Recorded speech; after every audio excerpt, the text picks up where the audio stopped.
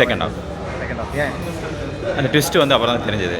ஸ்டார்டிங்லேருந்தே வந்து கெஸ் பண்ண முடியாத மாதிரி மாறி மாறி மாறி யோசிக்க முடியாத மாதிரி இருந்துச்சு படம். சதீஷ் சார் வந்து அடுத்த கட்டத்துக்காக போக வேண்டிய ஒரு நிலைமை இது. ரொம்ப அழகாக தத்ரூபமாக வந்து கதையை உள்வாங்கி நடிச்சிருக்காரு. தான் சொல்கிறேன், ஃபஸ்ட் ஆஃப் ஃபுல்லாக சஸ்பெண்ட் ப்ரோ. என்ன நடக்குது, என்ன போகுது, என்னன்னே நம்ம ஷீட் எண்ணில் தான் உட்காந்து பார்க்கணும். நம்மளே யோசிச்சுக்கிட்டே இருப்போம், என்னடா நடக்குது, என்ன ஆச்சு. நல்லா இருந்துச்சுங்க, ட்விஸ்ட்டு நல்லா இருந்துச்சு. சதீஷ் அவர்கள் வந்து பார்த்தீங்கன்னா காமெடி இந்த ஆக்டராக நமக்கு இல்லை நல்லா டீசெண்டாக இந்த மாதிரி படங்கள் வந்து அவர் நடிக்கணுமா இதுக்கப்புறம் ஹீரோவா கண்டிப்பாக அவருக்கு பண்ணலாங்க. படத்தில் த்ரில்லர்ஸ் எந்த அளவுக்கு இருந்தது? நல்லா இருந்துச்சுங்க. கடைசியில் தான் ட்விஸ்ட்டு தெரிஞ்சது, முதல்ல தெரியல அது வரைக்கும். ஃபர்ஸ்ட் ஆஃப் செகண்ட் ஆஃப் எது உங்களுக்கு ரொம்ப பிடிச்சது? செகண்ட் ஆஃப் ஏன் அந்த ட்விஸ்ட்டு வந்து அப்புறம் தான் தெரிஞ்சது. அதனால் அந்த ஒரு ஹீரோயினுக்கு எதனா ரோல் இருக்கா? பெருசாக இல்லைங்க இதெல்லாம். இந்த படத்தில் இல்லாமல் இருந்தால் நல்லா இருந்திருக்கும்னு சொல்கிறாங்க ஹீரோயின்.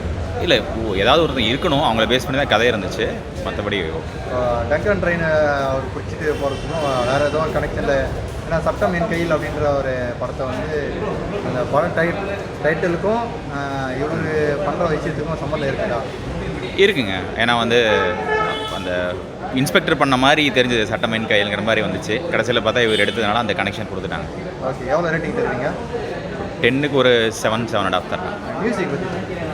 மியூசிக் பெருசாக தெரியலைங்க. இந்த படத்தோட பேக் போன்னா சதீஷ் ஆக்டிங்கா இல்லை ஸ்க்ரீன் பிளேவா? ஸ்க்ரீன் பிளே சதீஷ் வந்து ஒரு 25-30% அது. Okay, thank you. தொண்டை கட்டிடுச்சு அவ்வளோ தேட்டரில். இல்லை, ரொம்ப நல்லா இருந்தது படம். எக்ஸ்பெக்ட் பண்ணவே இல்லை. நிறையா கெஸ் பண்ண முடியாத மாதிரி அங்கங்கே சூப்பராக பண்ணியிருந்தாங்க எல்லாமே. எல்லாரோட ஆக்டிங்லேருந்து ஸ்டோரிஸ் இந்த படத்தோட தேட்டரில் பார்ப்பீங்களா? கண்டிப்பாக. ஏன்னா வந்து இதில் வந்து மாஸ்டர் ஷாட்ஸ்லாம் சூப்பராக இருந்தது, சினிமாட்டோகிராஃபி எல்லாம் சூப்பராக இருந்தது, ரொம்ப நல்லா ஸ்டோரி ரொம்ப நல்லா இருந்தது. ஆக்டர் சதீஷ் இந்த மாதிரி படங்களில் நடிக்கலாமா இல்லை காமெடி ரோலில் நடிக்கலாம்? இல்லை நல்லா இருக்குது. அவர் எல்லாருமே வந்து எல்லா இதையுமே ட்ரை பண்ணல, நல்லா இருக்குது அவரோட ஆக்டிங்லேருந்து எல்லாமே. ஹீரோவும் சூப்பராக இருக்கார் அவர். மியூசிக் எந்த அளவுக்கு ஒர்க் அவுட் ஆகிருக்கும்? ரொம்ப நல்லா இருக்குது. சாங் ரொம்ப சூப்பராக இருந்தது, வேர்டிங்ஸ் நல்லா இருந்தது, லிரிக்ஸ் நவீன் பாரதியோட லிரிக்ஸ்லாம் சூப்பராக இருந்தது. இந்த படத்தில் த்ரில்லர் ஃபர்ஸ்ட் ஹாஃபா செகண்ட் ஹாஃப் த்ரில்லராக இருந்தது? இல்லை, ஸ்டார்டிங்லேருந்தே வந்து கெஸ் பண்ண முடியாத மாதிரி மாறி மாறி மாறி யோசிக்க முடியாத மாதிரி இருந்துச்சு படம். ரேட்டிங் எவ்வளோ தருவீங்க? ரேட்டிங் நல்லா இல்லைன்னு சொல்லவே முடியாது, எங்கேயுமே நல்லா இல்லை, லாகே இல்லை, பயங்கர சூப்பராக இருந்தது. 10 தான் கொடுக்கலாம். படத்தை பற்றி சொல்லணுன்னா ரொம்ப அழகான நேர்த்தியான கதைக்களம், அழகாக வந்து தத்ரூபமாக எடுத்திருக்காங்க. இரவு நேரங்களில் வந்து லைட்டிங் சென்ஸோடு வந்து அந்த விஷயத்தை பண்ணது வந்து ரொம்ப அழகாக பண்ணியிருக்காங்க. எங்கேயுமே படம் வந்து போர் அடிக்கலை. எங்கேயுமே வந்து செகண்ட் ஹாப்பும் சரி ஃபர்ஸ்ட் ஹாப்பும் சரி எதுவுமே தோய்வே கிடையாது. ஃபர்ஸ்ட் ஹாப்பில் வந்து படமே முடிகிற நிலைமைக்கு வந்திருக்கும் போது இரண்டாவது பாகத்தில் வந்து ரொம்ப அவ்வளோ அழகாக தத்ரூபமாக கொண்டு போயிருந்தாங்க. இயக்குனர் வந்து ரொம்ப அழகாக பண்ணியிருந்தார். அது மட்டும் இல்லாமல் சதீஷ் வந்து ரொம்ப அழகாக நேச்சுரலாக ஆக்ட் பண்ணியிருந்தார். சதீஷ் கிட்டேருந்து இப்படி ஒரு நல்ல ஒரு நடிப்பு, இவ்வளோ அழகான, ஏன்னா எந்த ஒரு கலைஞனையுமே வந்து வேலை வாங்குகிற விதத்தில் தான் இருக்குது. அந்த விதத்தில் வந்து இயக்குனர் வந்து சதீஷ் ரொம்ப அழகாக வேலை வாங்கியிருக்காரு. ரொம்ப அழகாக இருக்குது படம், வந்து ரொம்ப நல்லா இருக்குது. 10க்கு 8 வரைக்கும் கொடுக்கலாம். ரொம்ப நல்லாவே போயிட்டுருக்கு. இன்னும் வந்து அந்த தங்கச்சி சென்டிமெண்ட்டை இன்னும் கொஞ்சம் இணைச்சிருக்கலாமோ அப்படின்னு தோணுது. அதை விட படத்தில் வந்து ஒரு 2-3 இடத்துல வந்து ரொம்ப டார்க் காமெடியாக நல்லா இருக்குது. அந்த இடத்துல வந்து ஒரு ஈகோ தான் அவ்வளோ பெரிய விஷயத்தை வந்து நிலநிறுத்துது அப்படின்றத அவ்வளோ அழகாக காட்டியிருந்தாங்க. பட் உண்மையிலே வந்து ஒரு நல்ல சிறந்த கதைக்களம். தேங்க்யூ. சதீஷ் அவர்கள் வந்து காமெடி ரோல்லே நிறைய பார்த்துருக்கோம். இந்த மாதிரி இல்லை அதான் சொல்கிறேன்னா, நான் இந்த வருடங்களில் காமெடி ஆக்டர் எல்லாமே சூரி சார்லேருந்து எல்லாமே வந்து அடுத்த கட்டத்துக்கு போயிட்டுருக்காங்க. அதுக்கான வளர்ச்சி தான் இது. சதீஷ் சார் வந்து அடுத்த கட்டத்துக்காக போக வேண்டிய ஒரு நிலைமை இது. ரொம்ப அழகாக தத்ரூபமாக வந்து கதையை உள்வாங்கி நடிச்சிருக்காரு. இது போல் கதைகளை அவர் தொடர்ந்து தேர்ந்தெடுத்தார்னா நிச்சயமாக வந்து அவரும் வந்து ஒரு நல்ல ஒரு நடிகர்கள் பட்டியலில் அவரும் வந்து வரத்துக்கான நல்ல வாய்ப்பு இருக்குது. ஏற்கனவே வந்து இந்த படத்து மூலமாக வந்துட்டார் அவர். இன்னமும் இது போல் கதைகளை தேர்ந்தெடுத்து நடிக்க சொல்கிறவர். இந்த படத்தை மறுபடியும் வந்து பார்க்கலாம்னு நிச்சயமாக இன்னொரு முறை கூட வந்து பார்க்கலாம். அது குடும்பத்தோடு வந்து பார்க்கலாம். எங்கே ஒரு ஆபாச சீனுமே இல்லை, எந்த ஒரு இடத்துலையும் வல்கரான டைலாக் எதுவும் இல்லை. ரொம்ப நேர்த்தியாக இருக்குது. டைலாக்ஸும் சரி, வசனமும் சரி, காட்சிகளும் சரி, எல்லா இடத்துலையுமே வந்து எங்கேயுமே வந்து எதுவுமே தவறாக எதுவுமே சுட்டி காட்டவே இல்லை. என்ன நிகழ்சனமோ அதை அப்படியே வந்து எழுத்து வடிவில் கொண்டு வந்து இயக்கத்தில் வந்து அழகாக முடிச்சிருக்காங்க. வித்யா அவங்களுக்கு எதனா ரோல் இருக்கா இந்த படத்தில்? வித்யா நான் ரொம்ப எதிர்பார்த்தேன். வித்யா பாலன் மேம் வந்து எனக்கு பர்சனலாகவே தெரியும். நானும் வந்து ஒரு இயக்குனர் தான், உதவி இயக்குனர் தான். அவங்களுக்கு வந்து இன்னும் கொஞ்சம் சீன்ஸ் எதனா வச்சுருக்கலாம். ஏன்னா அவங்கள ஏன் அப்படியே விட்டுட்டாங்கன்னு தெரியல. ஏன்னா வந்து அவருடைய கணவர் இழந்ததுக்கு எந்த ஒரு விஷயமும் கொடுக்கல, கதையை சொல்லலை.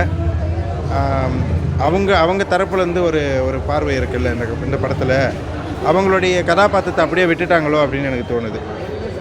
இன்னும் கொஞ்சம் அதிகமாக பண்ணியிருக்கலாம். அவங்களுக்கு அது ஒரு விஷயம். ப்ரோ நாங்கள் சட்டம் என் கையில் படம் பார்த்துட்டு வரோம் ப்ரோ. சதீஷ் நடிச்சிருந்தார்.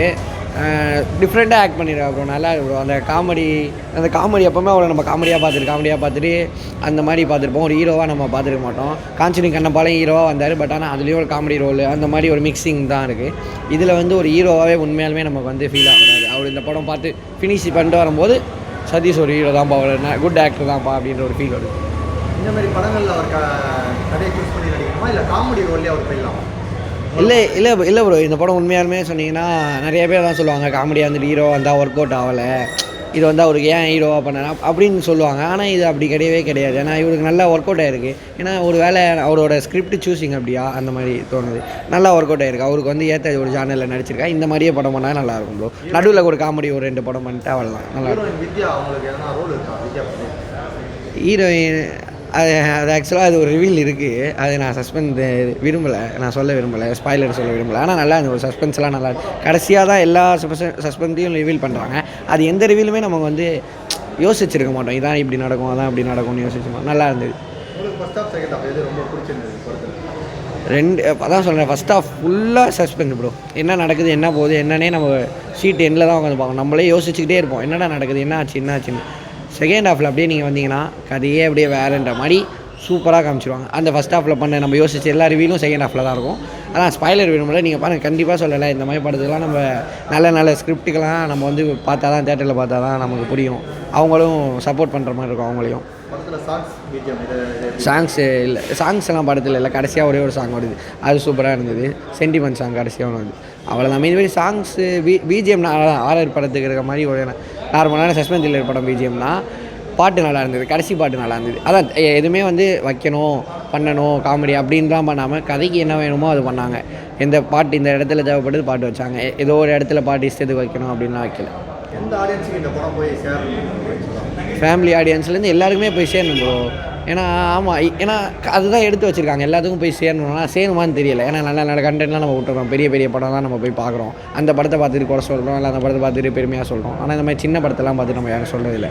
ஏன்னா இது எல்லாமே பார்க்கலாம் ப்ரோ. சின்ன குழந்தைய கூட கூப்பிட்டு வந்து தைரியமாக உட்கார வைக்கலாம். ஒன்றுமே மூஞ்சி சுளிக்கிற மாதிரி ஒரு தப்பான சீனோ ஒரு தப்பானோ எதுவுமே இல்லை. எல்லாம் கிளியராக எடுத்து வச்சுருக்காங்க. அது ஸ்டார்டிங்கில் சதீஷை ஃபஸ்ட் ஃப்ரேமில் காமிப்பாங்க, கடைசி ஃப்ரேமில் வரைக்கும் போரே அடிக்கலை.